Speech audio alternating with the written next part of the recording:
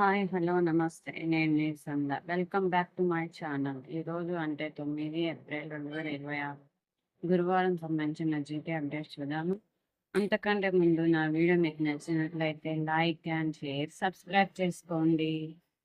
Important points చూద్దామా. భార్య కోసం అధికార దుర్వినియోగం, నేపాల్ మంత్రిపై వేటు. కార్మిక శాఖ మంత్రిని తొలగించిన ప్రధాని బలేంద్ర షా.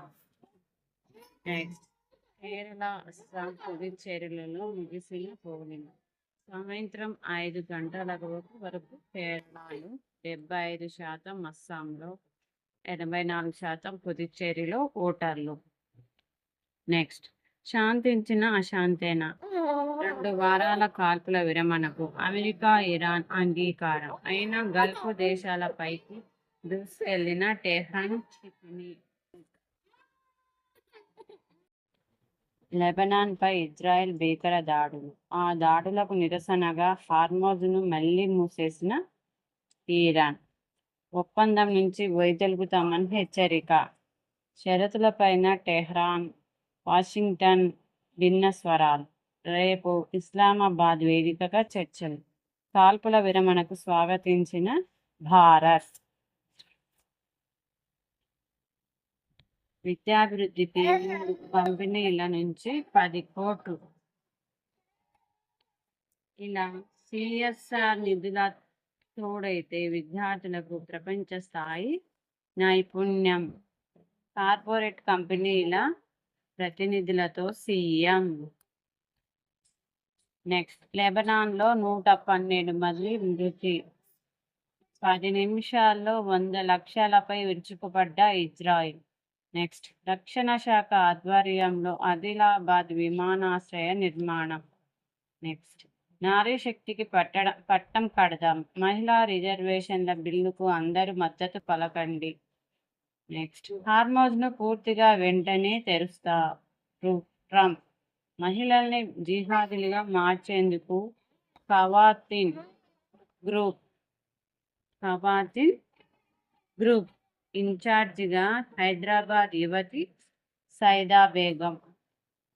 ఇన్ఛార్జిగా ఎవరు? హైదరాబాద్ యువతి సైదా బేగం.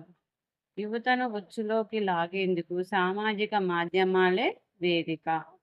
భారత్లో సైబర్ దాడులకు కుట్ర. విజయవాడ ఉగ్రమూలాలు కేసులో కొత్త కోణం.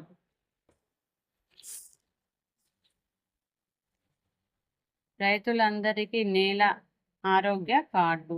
తెలంగాణలోని రైతులందరికీ నేల ఆరోగ్య కార్డుల పంపిణీకి రాష్ట్ర ప్రభుత్వం సన్నాహాలు చేస్తుంది. నెక్స్ట్, సముద్రాన్ని శుభ్రం చేస్తున్నాడు. సంకల్పం బలంగా ఉంటే సముద్రాన్ని కూడా శుభ్రం చేయవచ్చు అంటున్నాడు గోయన్ స్లాట్. ఓషన్ క్లీనప్ పేరుతో ఏకంగా 2 ఎన్జిఓలను పెట్టేసి రంగంలోకి దిగాడు. అదృశ్య మధ్యవర్తి. కాల్పుల విరమణ చర్చల వెనక చైనా. నిన్నటి వీడియోలో క్వశ్చన్స్ చూద్దామా.